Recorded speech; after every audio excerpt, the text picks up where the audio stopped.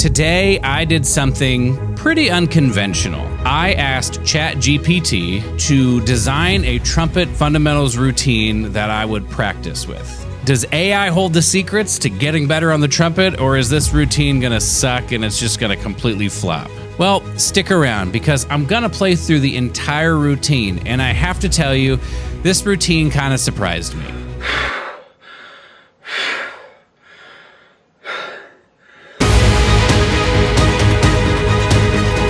All right, here is exactly what I asked ChatGPT. I said, I want you to create a complete trumpet routine for me. And within seconds, it spit out this routine with a warm-up section and a technical development section. And it's got range and endurance work and musical application. It even has a cool down at the end there, which is not something I usually do. So this routine looks pretty interesting on paper, but let's do the ultimate test. Let's dive in and play through it. So this routine starts with a warm-up section, and within this warm-up section, we have long tones, lip slurs, and mouthpiece buzzing. So with long tones, it told us the purpose is to improve our tone quality, our consistency, and our breath control. And the way we want to do it is play long, sustained notes at a comfortable middle register. We want to focus on sound quality, smoothness of air, and control. We want to start at a soft dynamic and increase volume gradually, so it looks like we're going to have a crescendo, decrescendo type thing. And it wants us to use a tuner to stay in tune, so we can aim for a steady sound with no wavering pitch.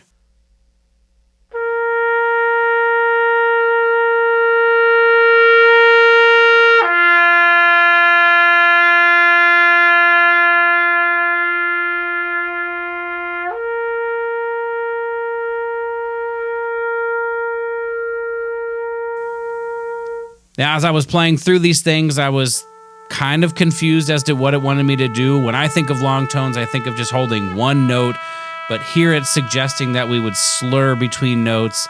So ultimately, I think what matters with long tones is that you're holding some notes for a long period of time so you can listen to your sound, gain stability. I agree with Chat GPT, actually. I do think that long tones can help tone quality and stability and things like that. I do wish it had a little bit more structure, like simply saying how long I should hold these notes.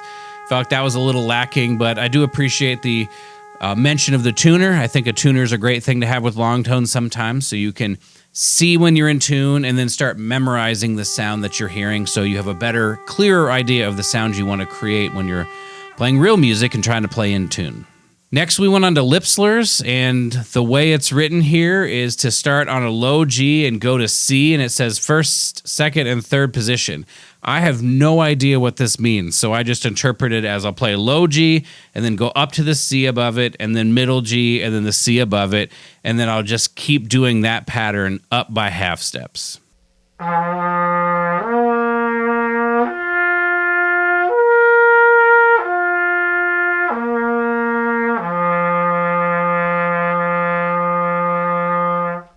I honestly think these are okay to add into a routine early on in a warm-up or early on in the routine, however you want to think about it.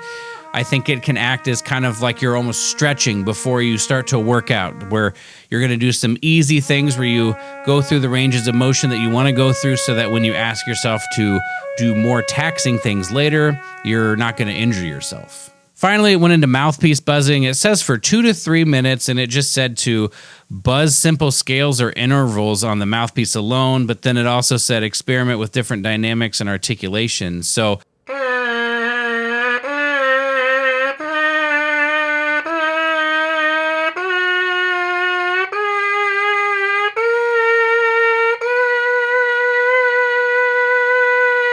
I didn't really have any time to do anything. For 2 or 3 minutes, it wasn't really that long, but I did find it interesting to think about articulating on the mouthpiece. I almost always just slur things like sirens just to get some blood flowing, but I did find it more difficult than I would have anticipated to tongue a note and center it on the mouthpiece, so I think this might be something that I actually mess around with a little bit more in my warm-up and just see if that helps anything. Overall, this section is good. I think these are things that should be in a warm-up. I don't know if I would put them in that order, but I do think if you did something like this in a warm-up, this would be a good way to get the blood flowing and to get things happening. So I gave it a 4 out of 5 for this section. Next, we dive into the technical development section. This says 15 to 20 minutes, and we started with doing arpeggios for 5 minutes. And it says for here, the purpose is to improve flexibility and finger technique. The thing that was really confusing that it wrote was to start slowly and to gradually speed up while maintaining a clean sound.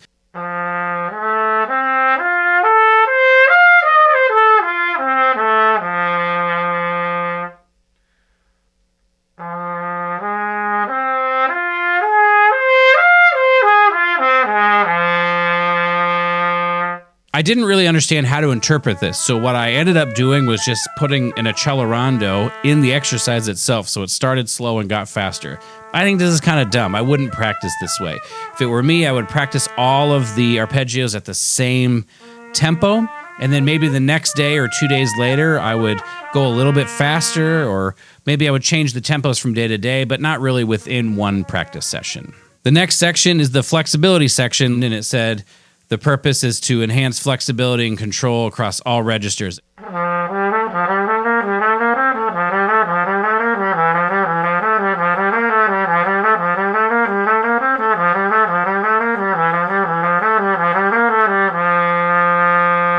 I don't know what the difference between flexibility and lip slurs is for Chat GPT, but I don't know if it means the same thing with flexibility because it's suggesting we should play studies like the Clark book, which is not what I would use for flexibility. I would use it for finger dexterity and trying to make sure that you can keep a steady stream of air and a steady, consistent sound while you're moving the valves. But I did do what the routine asked, and I played through these things. I think Clark studies are incredible to include in your routine if you don't regularly do that, but I would not think of them as flexibility exercises. And finally, we have some scale practice. This is supposed to build muscle memory, fluency in all keys, and solidify your intonation. Scales are an incredible thing to include in your routine if you haven't done it at any point. I don't do it much anymore, and that's probably to my detriment, but I used to do them all the time when I was an undergrad and when I was in high school.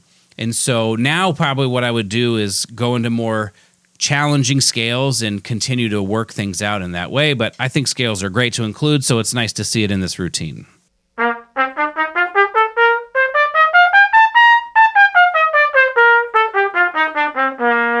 I do like where it says to practice scales with varied articulation. I think when you have developed the skill of articulation to some consistent place that you like, a reasonable amount of consistency, I think beginning to change things and mess with things like I did in this particular example can be a great way to test how much control you have, in which registers, in which dynamics do you have that control, so you know better where to spend your time. Overall, this technical development section is okay. You definitely want a section like this in your routine, but I wouldn't have used the things they used to develop the things that it wanted you to develop. So I'm going to give this a 3 out of 5. The next section is range and endurance. Now, right off the bat, this is not something I would ever work on the same day. If I wanted to build range and or endurance, I would likely alternate days because this kind of work can be taxing on your face. For this daily high register work, it says the purpose is to build the upper register and endurance. That's pretty obvious. And it says to start with low range notes, then gradually move up chromatically, extending one note higher each time.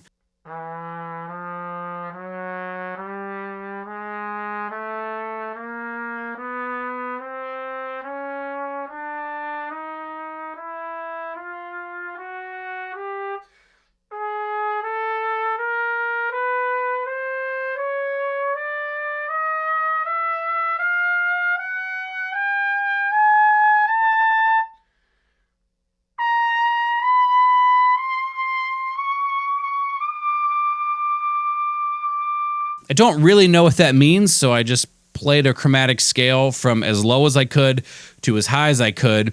And then I ended up doing it again and again, and then a fourth time within this 5-minute chunk that it allotted me. And honestly, I think it's kind of an interesting way to work on range. I do think that you can overdo range. And so almost having it be this daily ritualized, I'm going to play my chromatic scale up as high as it can go while trying to maintain good flow and all that, can just be a way to explore the upper register and feel like you're making efforts towards improving it without driving yourself crazy. So this might be something I work on a little bit more and recommend to some clients. And then we come to what I think is the most questionable part of this whole routine. This part on breath support and endurance, where it says the purpose is to strengthen the diaphragm and control for longer phrases. And the way you do is to play a 1 minute long tone at a soft dynamic, holding it as steady as possible without wavering, and then repeat that 3 times, aiming to increase the amount of time you can sustain each note.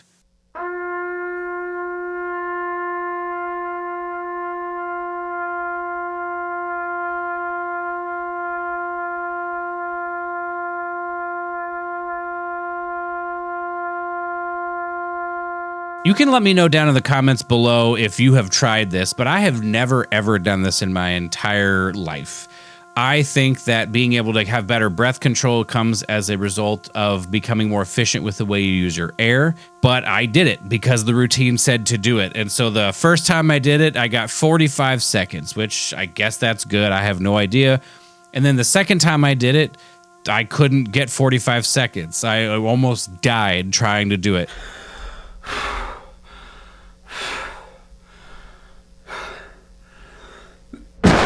The third time, I guess I didn't take a big breath. I couldn't make it to 45 seconds. And then this last time, I'll show you the end of what it sounds like. I made it to 46 seconds.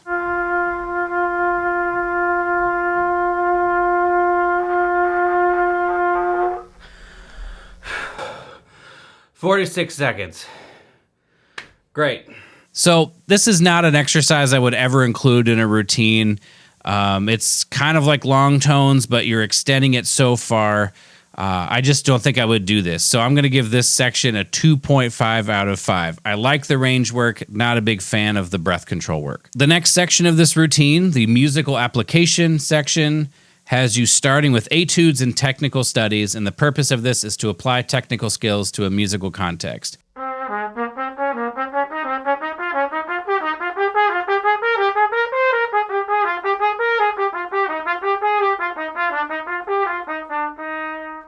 I personally like this a lot. I do this in my own playing.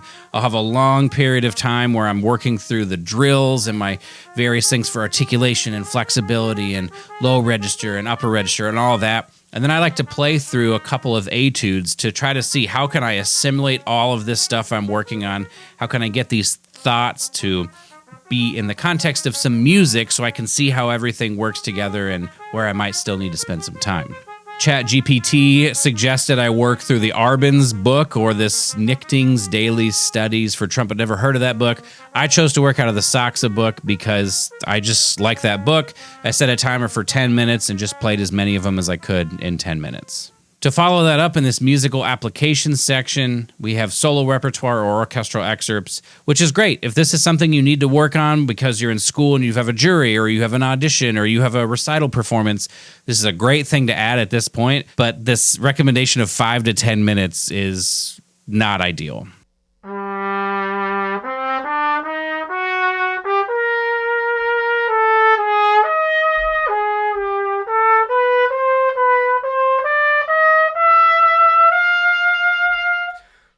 So what I chose to do is I chose to work on the opening of the Peskin, this first big section. I played through it at a slow tempo, and then a couple of sections that I didn't think worked as well as I wanted them to. I played through those 2 or 3 times at a slower, maybe a similar slow, or maybe even a little bit slower tempo, just to get a couple of good reps where I could figure out how to navigate it. I honestly think these suggestions are pretty solid for this section. You're going to work on a piece of solo repertoire or orchestral excerpts. You're going to focus on musical phrasing, dynamics, and consistency. And you're going to practice difficult patches that slowly then increase speed once you can play them cleanly. Like, these are very basic things, but I feel like sometimes these things get lost in people who just play mindlessly and they're just trying to get through it. Even here, you're getting a little bit of instruction of what to focus on. And I think that's good. Overall, this section is a staple part of a routine where you're going to really work on some musical things. I don't think the time frame was great, so to be nitpicky, I'll give it a 4.5 out of 5. And the final section is an interesting thing that I know some trumpet players do, but I myself don't, which is a cool down. Looks pretty simple. You're going to do some gentle long tones for 3 minutes and then some lip flexibility for 2 minutes. It's pretty interesting to me, actually, that it puts lip flexibility where earlier it was lip slurs and then it was flexibility and now it's lip flexibility. So I don't know why it's trying to reinvent the wheel here. For the gentle long tones, you just play a gentle, relaxed long tone at a soft dynamic. I just held a G for a little while and then I went down chromatically for 3 minutes total.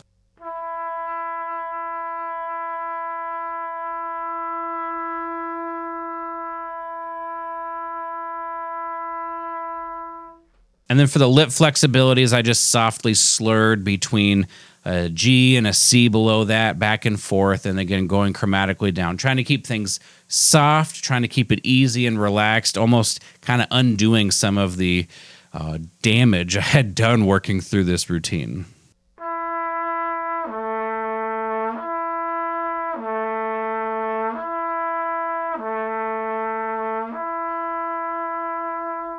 At the bottom of this routine is kind of nice. We have some additional tips. It says, stay mindful of your posture. Always sit or stand with good posture to avoid strain. Totally agree with this. Couldn't agree more. It also says to use a tuner to ensure you're staying in tune during long tone scales and arpeggios. Using a tuner is a great tool, and I think it should be included in practice sessions, but also a drone can be as helpful or even more helpful because you have this pitch that's going and you're trying to match it and play with it. It helps ear training in a more beneficial way. It also says stay hydrated and take breaks as needed, especially if you start to feel fatigue. Being dehydrated can really mess with your face and have you not play as well as you want.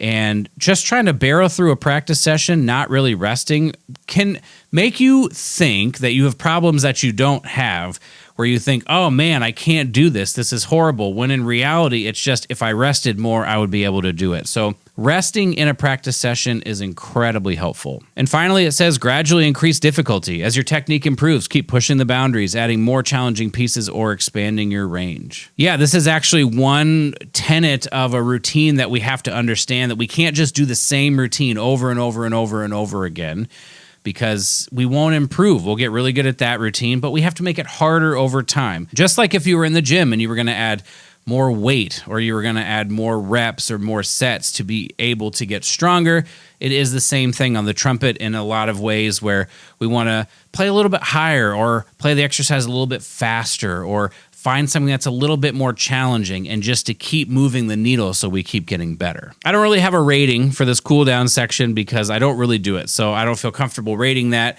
I think overall, on a scale of 1 to 10, I would give this routine like a 6.5 or maybe a 7. It's got a lot of the classic elements that you would expect to see in a trumpet routine.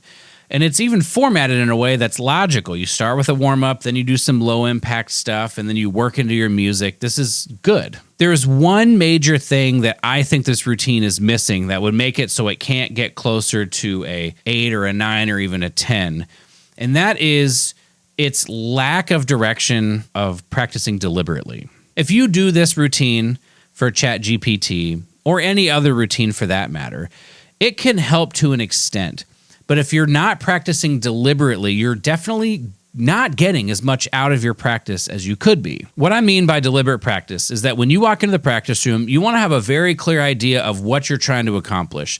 That could be in terms of an organizational plan. I'm going to practice this section, then this section, then this section.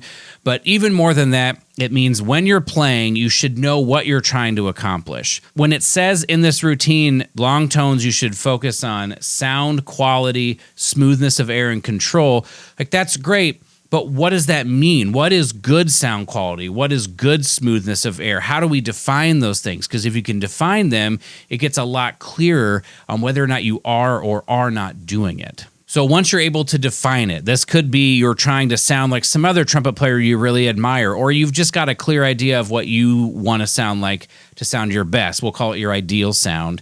Then you need to record yourself so you can hear whether or not you sound like your ideal self, so you can make decisions on changes you would make to move closer to your ideal self. Recording yourself so that you can get this data this feedback so you can make these changes is an incredibly important part of the practicing process. If you're a beginner or you're an intermediate and you're trying to progress, recording yourself is kind of a non-negotiable. You don't have to record everything, but you want feedback on the things you're practicing so you can hear how you're doing and make the necessary adjustments. As you become more advanced, it's not that you shouldn't record yourself, it's just that you've recorded yourself enough that you know what you're looking for. And so you don't need that kind of feedback nearly as much as you do when you're less skilled. If you want me to do another video like this where I ask Chat GPT to do something and then I try to do whatever it says, let me know down in the comments below what you'd like to see. Once you hit the like button if you liked this AI experiment, and make sure to subscribe so you don't miss the next one, and we'll see you in the next video.